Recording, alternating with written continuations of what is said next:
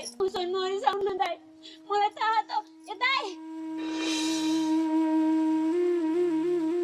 यस्ता अवस्थाको मान्छेलाई छोडेर म कहीँ गए नि खुसी हुन सक्दिनँ भन्ने कुरो त दाइलाई थाहा त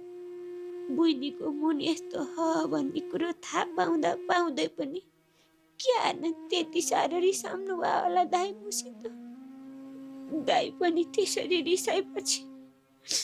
मेरो त अब यो संसार कोही छैन झैँ लाग्छ त्यति धेरै मुहारी मेरा दाइ कसरी मुसँग भेट्दा नबोली त्यस्तो वचन लाएर हिँड्न सक्नुभयो होला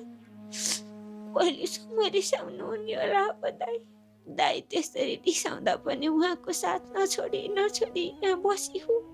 म यसरी बसे अनुसार मलाई चाँडै निको भइदिँदै